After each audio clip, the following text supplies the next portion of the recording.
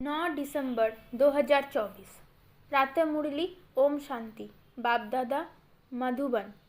बाबा कहते हैं, मीठे बच्चे, विनाश के पहले सबको बाप का परिचय देना है। धारणा कर दूसरों को समझाओ, तब उच्च पद मिल सकेगा। प्रश्न, राजयोगी स्टूडेंट्स को बाप का डायरेक्शन क्या है? उत्तर, तुम्हें डायरेक्शन है कि एक बाप का बनकर फिर औरों से दिल नहीं लगानी है। प्रतिज्ञा कर, फिर पतित नहीं बनना है। तुम ऐसा संपूर्ण पावन बन जाओ जो बाप और टीचर की याद स्वतः निरंतर बनी रहे। एक बाप से ही प्यार करो, उसे ही याद करो तो तुम्हें बहुत ताकत मिलती रहेगी। ओम शांति। रूहानी बाप बैठ समझाते हैं। समझाते तब है जबकि ये शरीर है। सम्मुख ही समझाना होता है। जो सम्मुख समझाया जाता है वो फिर लिखत के द्वारा सबके पास जाता है। तुम यहाँ आते हो सम्मुख सुनने के लिए। बेहद का भाव आत्माओं को सुनाते हैं। आत्मा ही सुनती है। सब कुछ आत्मा ही करती है इस शरीर द्वारा, इसलिए पहले पहले अपने को आत्मा जरूर समझना है। गायन है, आत्माएं परमात्मा अलग रहे बहुकाल। सबसे पहले पहले बाप से कौन बिछुड़ कर आते हैं यहाँ पाठ बजाने? तुमसे पूछेंगे कितना समय तुम बाप से अलग रहे हो, तो तुम कहेंगे 5000 वर्ष। पूरा हिसाब है ना? ये तो तुम बच्चों को पता है किसे नंबरवार आते हैं। बाप जो ऊपर में थे वो भी अभी नीचे आ गए हैं। तुम सबकी बैटरी चार्ज करनी। अभी बाप को याद करना है। अभी तो बाप सम्मुख है ना। भक्ति मार्ग में तो बाप के ऑक्यूपेशन का पता ही नहीं है। नाम, रूप, देश, काल को जानते ही नहीं। तुमको तो नाम, रूप, देश, काल का सब पता है। तुम जानते हो इस रथ द्वारा बाप हमको सब राज समझाते हैं। रचता और रचना के आदि मध्य अंत का राज समझाया है। ये कितना सूक्ष्म है। इस मनुष्य सृष्टि रूपी झाड़ का बीज रूप बाप ही है। वो यहाँ आते जरूर है। नई दुनिया स्थापन करना उनका ही काम है। ऐसे नहीं कि वहाँ बैठे स्थापना करते हैं। तुम बच्चे जानते हो बाबा इस तन द्वारा हमको सम्मुख समझा रहे हैं। ये भी बाप का प्यार करना हुआ ना। और कोई को भी उनकी बायोग्राफी का पता नहीं है। गीता है आदि सनातन देवी देवता धर्म का शास्त्र। ये भी तुम जानते हो इस ज्ञान के बाद है विनाश। विनाश जरूर होना है। और जो भी धर्म स्थापक आते हैं उनके आने पर विनाश नहीं होता है। विनाश का टाइम ही ये है, इसलिए तुमको जो ज्ञान मिलता है वो फिर खलास हो जाता है। तुम बच्चों की बुद्धि में ये सब बातें हैं। तुम रचता और रचना को जान गए हो। है दोनों अनादि जो चलते आते हैं। बाप का पाठ ही है संगम पर आने का। भक्ति आधा कल्प चलती है, ज्ञान नहीं चलता है। ज्ञान का वर्षा आधा कल्प के लिए मिलता है। ज्ञान तो एक ही बार सिर्फ संगम पर मिलता है। ये क्लास तुम्हारा एक ही बार चलता है। ये बातें अच्छी रीति समझकर फिर औरों को समझाना भी है। पद का सारा मदर है सर्विस करने पर। तुम जानते हो पुरुषार्थ कर अब नई दुनिया में जाना है। धारणा कर और दूसरों को समझाना, इस पर ही तुम्हारा पद है। विनाश होने के पहले सबको बाप का परिचय देने हैं और रचना के आदि मध्य अंत का परिचय देना है। तुम भी बाप को याद करते हो कि जन्म जन्मांतर के पाप कट जाए। जब तक बाप पढ़ाते रहते हैं याद जरूर करना है। पढ़ाने वाले के साथ योग तो रहेगा ना। टीचर पढ़ाते हैं तो उनके साथ योग रहता है। योग बिगाड़ पढ़ेंगे कैसे? योग अर्थात पढ़ाने वाले की याद। ये बाप भी है, टीचर भी है, सदगुरु भी है। तीनों रूप में पूरा याद करना पड़ता है। ये सदगुरु तुम्हें एक ही बार मिलता है। ज्ञान से सदगति मिली, बस फिर गुरु की रस्म ही खत्म। बाप टीचर की रस्म चलती है, गुरु की रस्म खत्म हो जाती है। सदगति मिल गई ना। निर्वाण ध्यान में तुम प्रैक्टिकल में जाते हो, फिर अपने समय पर पाठ बजाने आएंगे। मुक्ति, जीवन मुक्ति दोनों तुमको मिल जाती है। मुक्ति भी जरूर मिलती है। थोड़े समय के लिए घर जाकर रहेंगे। यहाँ तो शरीर से पाठ बजाना पड़ता है। पिछाड़ी में सब पाठधारी आ जाएंगे। नाटक जब पूरा होता है तो सब एक्टर्स स्टेज पर आ जाते हैं। अभी भी सब एक्टर्स स्टेज पर आकर इकट्ठे हुए हैं। कितना घोर घमसान है।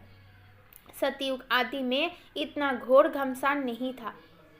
अभी तो कितनी अशांति है।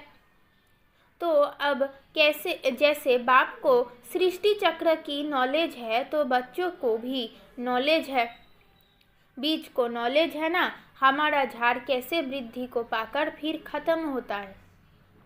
अभी तुम बैठे हो नई दुनिया की सैपलिंग लगाने अथवा आदि सनातन देवी देवता धर्म का सैपलिंग लगाने।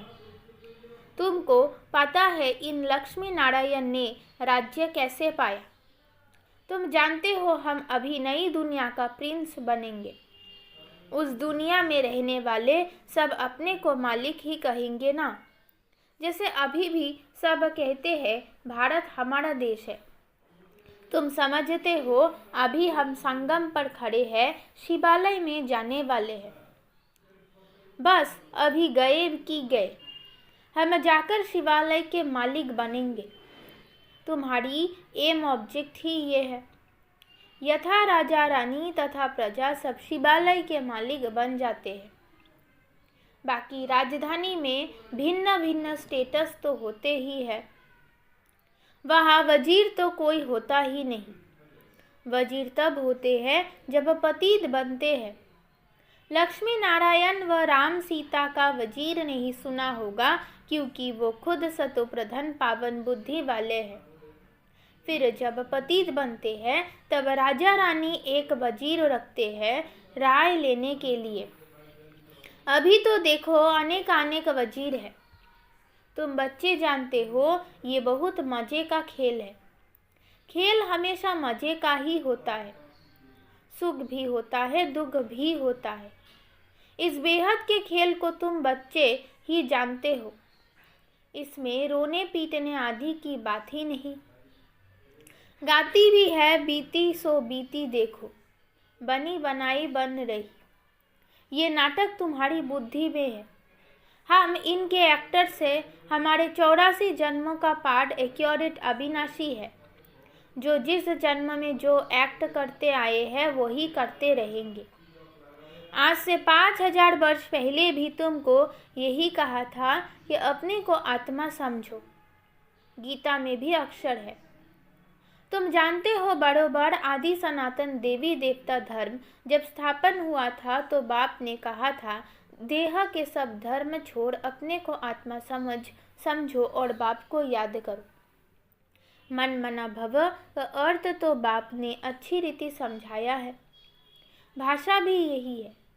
यहाँ देखो कितनी ढेर भाषाएं हैं। भाषाओं पर भी कितना हंगामा है। भाषा बिगाड़ तो काम चल ना सके। ऐसी भाषाएं सीख कर आते हैं जो मदर लैंग्वेज खलास हो जाती है। जो जास्ती भाषाएं सीखते हैं उनको इनाम मिलता है। जितने धर्म उतनी भाषाएं होगी। वहाँ तो तुम जानते हो अपनी ही राजाई होगी। भाषा भी एक होगी। यहाँ तो 100 माइल पर एक भाषा है। वहाँ तो एक ही भाषा होती है। ये सब बातें बाप बैठ समझाते हैं तो उस बाप को ही याद करते रहो। शिव बाबा समझाते हैं ब्रह्मा द्वारा। रथ तो जरूर चाहिए ना। शिव बाबा हमारा बाप है। बाबा कहते हैं मेरे तो बेहद के बच्चे हैं। बाबा इन द्वारा पढ़ाते हैं ना। टीचर को कभी गले से थोड़े ही लगाते हैं। बाप तो तुमको पढ़ाने आए हैं। राजयोग सिखलाते हैं तो टीचर ठहराना। तुम स्टूडेंट हो। स्टूडेंट कभी टीचर को भाकी पहनते हैं क्या? एक बाप का बनकर फिर औरों से दिल नहीं लगानी है। बाप कहते हैं मैं तुमको राजयोग सिखलाने आया हूँ ना। तुम शरीरधारी, हम अशरीरी, ऊपर में रहने वाले। कहते हो बाबा पावन बनाने आओ तो गोया तुम पतित हो ना। फिर मेरे को भाकी कैसे पहन सकते? प्रतिज्ञा कर फिर पतित बन जाते हैं। जब एकदम पावन बन जाएंगे पिछाड़ी में फिर याद में भी रहेंगे। टीचर को, गुरु को याद करते रहेंगे। अभी तो छी बन गिर पड़ते हैं और ही 100 गुना दंड पड़ जाता है। ये तो बीच में दलाल के रूप में मिला है, उनको याद करना है। बाबा कहते हैं मैं भी उनका मुरब्बी बच्चा हूँ। फिर मैं कहाँ भाकी पहन सकता हूँ? तुम फिर भी इस शरीर द्वारा मिलते हो। मैं उनको कैसे भाकी पहनूं? बाप तो कहते हैं बच्चे तुम एक बाप को ही याद करो, प्यार करो। याद से पावर बहुत मिलती है। बाप सर्वशक्तिमान है। बाप से ही तुमको इतनी पावर मिलती है। तुम कितने बलवान बनते हो। तुम्हारी राजधानी पर कोई जीत पहन ना सके। रावण राज्य ही खत्म हो जाता है। दुख देने वाला कोई रहता ही नहीं। उनको सुखधाम कहा जाता है। रावण सारे विश्व में सबको दुख देने वाला है। जानवर भी दुखी होते हैं। वहाँ तो जानवर भी आपस में प्रेम से रहते हैं। यहाँ तो प्रेम है नहीं। तुम बच्चे जानते हो ये ड्रामा कैसे फिरता है। इसके आदि मध्य अंत का राज बाप ही समझाते हैं। कोई अच्छी रीति पढ़ते हैं, कोई कम पढ़ते हैं। पढ़ते तो सब है ना। सारी दुनिया भी पढ़ेगी अर्थात बाप को याद करेगी। बाप को याद करना ये भी पढ़ाई है ना। उस बाप को सब याद करते हैं। वो सर्व का सद्गति दाता, सबको सुख देने वाला है। कहते भी है आकर पावन बनाओ तो जरूर पतित ठहरे। वो तो आते ही है भिखारियों को निर्भिकारी बनाने। पुकारते भी है कि अल्लाह आकर हमको पावन बनाओ। उनका यही धंधा है, इसलिए बुलाते हैं। तुम्हारी भाषा भी करेक्ट होनी चाहिए। वो लोग कहते हैं अल्लाह, वो कहते हैं गॉड, गॉड फादर भी कहते हैं। पिछाड़ी वालों की बुद्धि फिर भी अच्छी रहती है। इतना दुख नहीं उठाते। तो अब तुम सम्मुख बैठे हो, क्या करते हो? बाबा को इस भ्रुकुटी में देखते हो। बाबा फिर तुम्हारी भ्रुकुटी में देखते हैं। जिसमें मैं प्रवेश करता हूँ उनको देख सकता हूँ। वो तो बाजू में बैठा है, ये बड़ी समझने की बात है। मैं इनके बाजू में बैठा हुआ हूँ, ये भी समझता है हमारे बाजू में बैठा है। तुम कहेंगे हम सामने दो को देखते हैं। बाप और दादा दोनों आत्मा को देखते हो। तुम्हारे में ज्ञान है। बाप दादा किसको कहते हैं? आत्मा सामने बैठी है। भक्ति मार्ग में तो आंखें बंद कर बैठ सुनते हैं। पढ़ाई कोई ऐसे थोड़े ही होती है। टीचर को तो देखना पड़े ना। ये तो बाप भी है, टीचर भी है, तो सामने देखना होता है। सामने बैठे और आंखें बंद हो झुटका खाते रहे, ऐसी पढ़ाई तो होती नहीं। स्टूडेंट टीचर को जरूर देखता रहेगा, नहीं तो टीचर कहेंगे ये तो झुटका खाते रहते हैं, ये कोई भांग पीकर आए हैं। तुम्हारी बुद्धि में है, बाबा इस तन में है। मैं बाबा को देखता हूँ। बाप समझाते हैं ये क्लास कॉमन नहीं है जो कोई आंखें बंद कर बैठे। स्कूल में कभी कोई आंखें बंद करके बैठते हैं क्या? और सत्संगों को स्कूल नहीं कहा जाता।